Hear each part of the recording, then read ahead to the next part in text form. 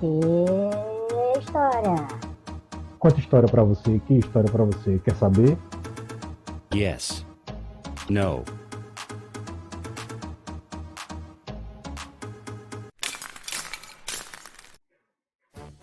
Viva a República! Militares proclamam a República. Imperador deposto não pode abandonar palácio. Viva a República Brasileira! Viva o Exército! Viva a Armada! Viva o povo brasileiro! Está começando mais uma videoaula do canal Que História com Anderson Santos, a forma diferente de aprender história. Antes de começar, inscreva-se no canal, divulgue, dê o seu like, faça a sua sugestão e mande críticas, beleza? O tema da videoaula de hoje é sobre a República da Espada. Vocês deveriam saber, ou pelo menos ouvir falar, que em 15 de novembro de 1889 acontece a proclamação da República no Brasil. É bem verdade que a queda da monarquia e a implantação da República tinha sido um movimento de longo prazo. O Brasil, que era o único país da América Latina que ainda permanecia monarquista, mas uma monarquia constitucional, em que o rei obedecia à Constituição, era uma monarquia que tinha a consolidação em instituições e em poderes seguros e legítimos, a exemplo do poder executivo, legislativo, judiciário e o poder moderador, mas que ao longo do tempo vinha se desgastando pela questão religiosa, militar, oligárquica e abolicionista. A questão religiosa era que a Igreja Católica, que sempre apoiou o primeiro reinado e o segundo reinado, vinha demonstrando descontentamento com a política de liberdade de culto que o Dom Pedro II vinha implantando, sobretudo na questão da maçonaria e uma outra questão também em relação ao padroado.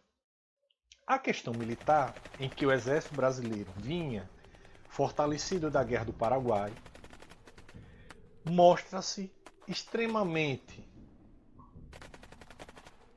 seguro do ponto de vista de crítica à monarquia, já que os soldos dos soldados e dos militares era muito baixo e o exército também almejava uma participação efetiva na política do ponto de vista de voz política. A questão da oligarquia, que era na verdade novos agrupamentos políticos regionais, esses agrupamentos emergentes que queriam participar também do poder, sobretudo Minas, São Paulo, Rio Grande do Sul, pressionam para que a monarquia chegasse ao fim.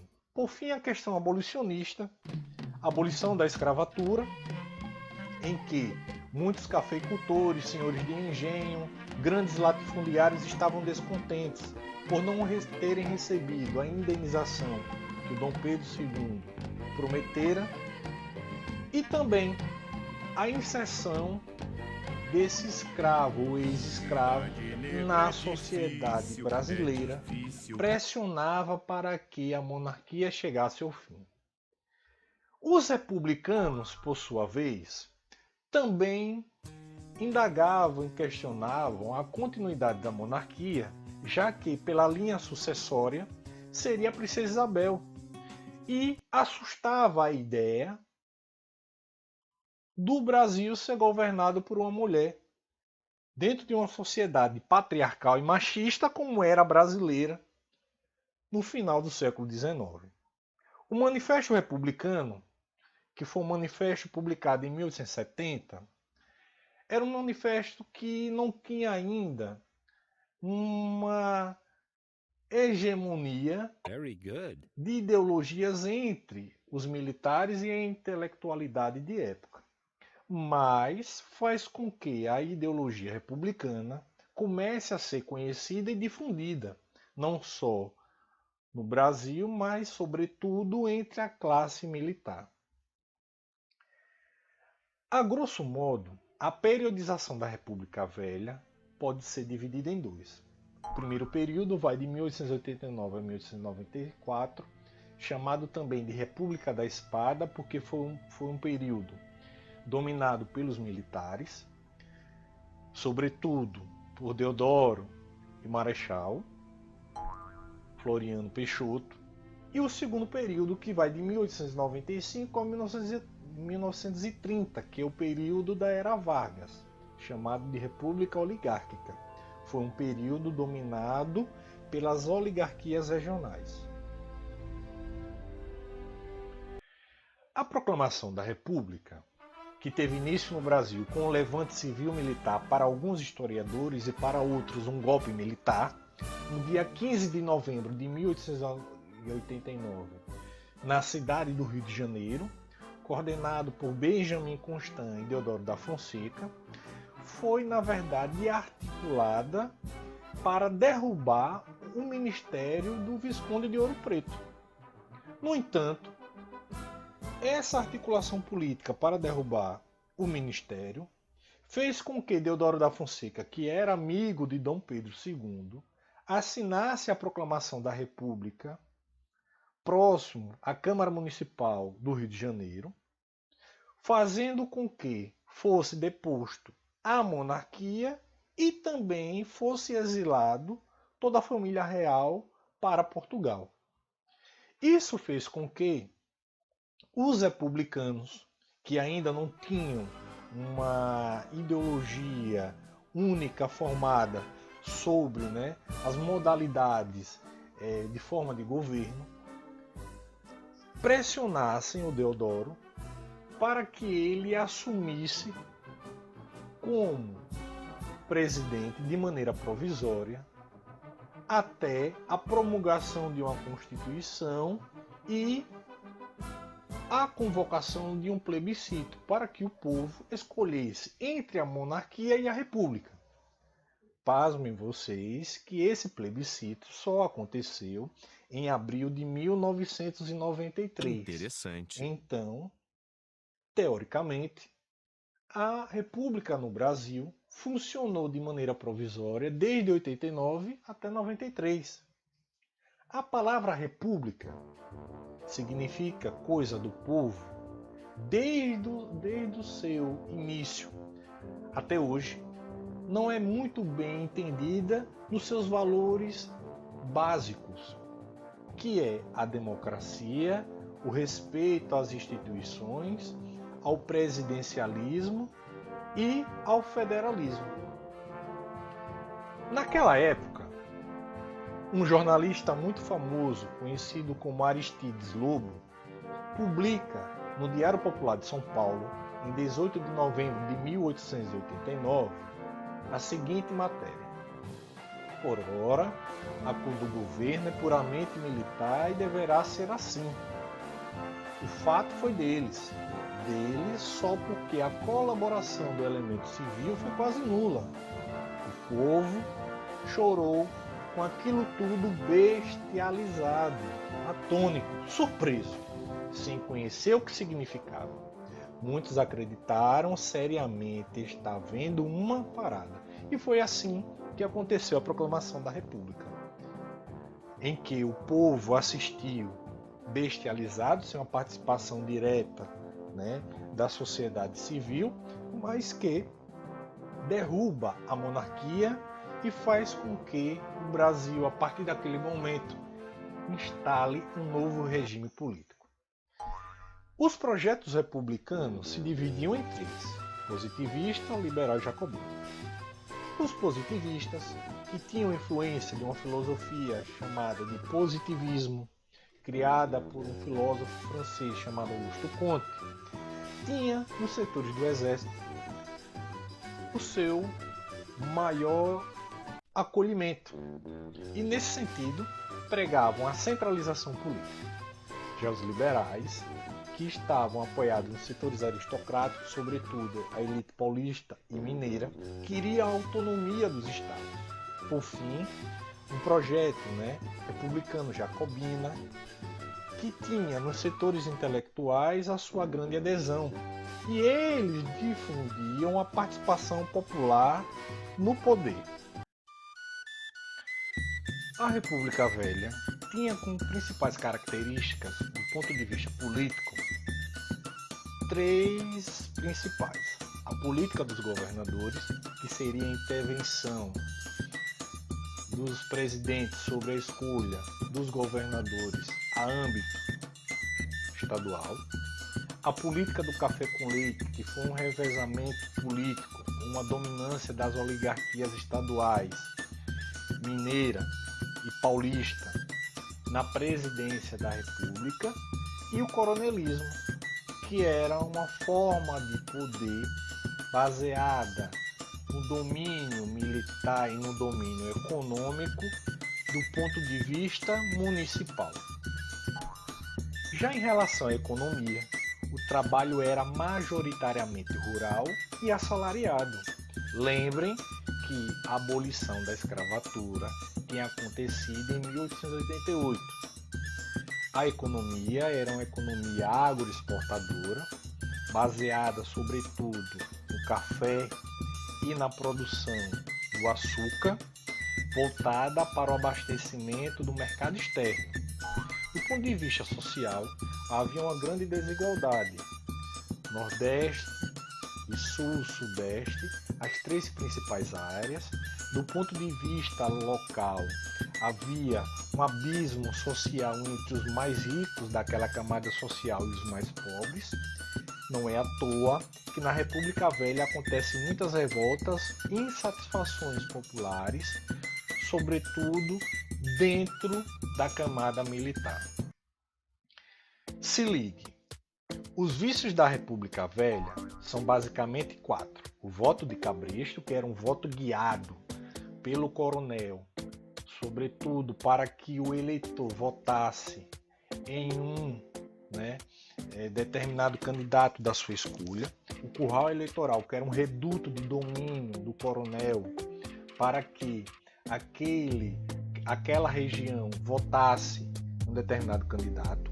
O mandonismo, que era um sistema de poder em que mandava o coronel e, sobretudo, o grande latifundiário. E o clientelismo, que era, na verdade, uma troca de favores, sobretudo na ocasião do voto. Lembrando que naquela época o voto era aberto e censitário.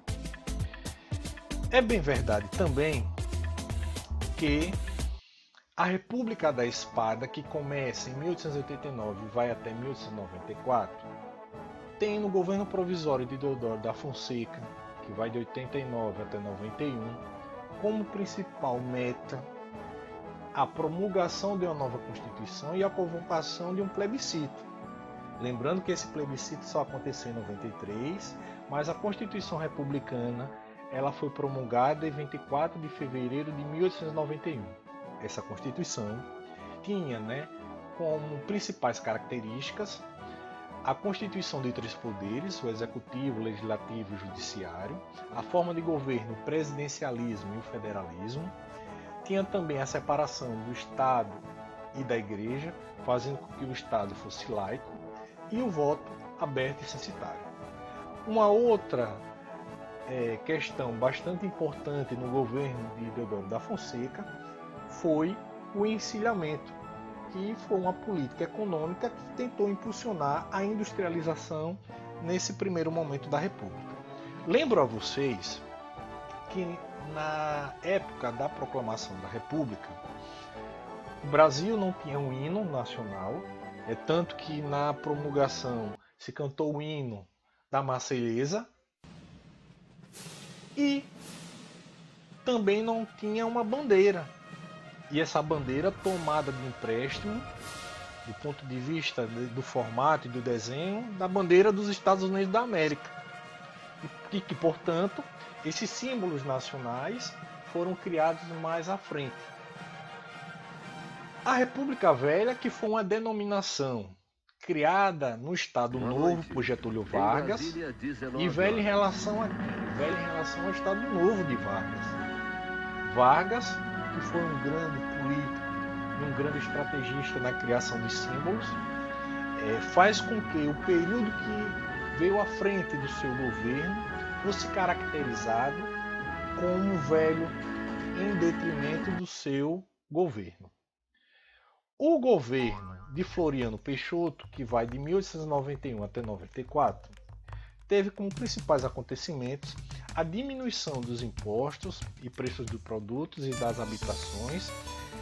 O Floriano Peixoto, apelidado de Marechal de Ferro, fez com que os grupos populares, as camadas populares, tivessem uma grande admiração por ele, graças a essas medidas que ele acaba de tomar, mas que, por outro lado, para as camadas mais ricas e da elite local e as oligarquias regionais, fosse visto com descontentamento. Não é à toa que acontecem duas revoltas no seu governo, a revolta da Armada e a revolta federalista. A revolta da Armada, duas que aconteceram, uma no governo de Deodoro e uma segunda no governo Floriano. A revolta da Armada, que é uma revolta da Marinha contra a política exercida do governo Floriano Peixoto, vai ser reprimido pelo governo e seus líderes presos. E a Revolução Federalista, que tinha de um lado os federalistas e do outro os republicanos. A revolta acontece no Rio Grande do Sul. Mais uma vez a revolta vai ser reprimida pelo Floriano Peixoto e chega ao fim a chamada República da Espada. Professor responde: é um momento em que há a participação de um grande conhecido nosso, Lionel Messi, em que pergunta que a proclamação da República no Brasil foi um golpe de Estado. Lionel, a proclamação da República foi um golpe de Estado. Lembrando que o golpe é uma mudança radical de um sistema político para o outro e a retirada do poder de quem ocupava para a tomada de um novo grupo de poder. Temos aí mais uma outra participação. A participação, quem é?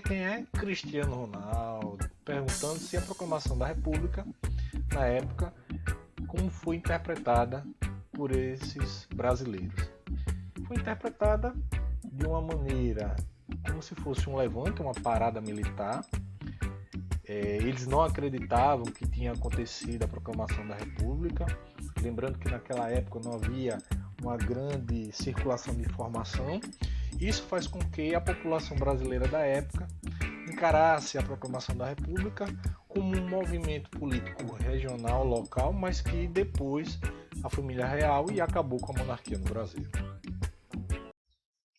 Tá na net, digite o link que vocês estão vendo ou façam a leitura do QR Code. Vale a pena ler essa matéria escrita por uma grande historiadora nossa brasileira, a Lilian Schwartz. E a videoaula acabou. Divulgue o canal Que História, se inscreva nele e deixe seu like. Valeu!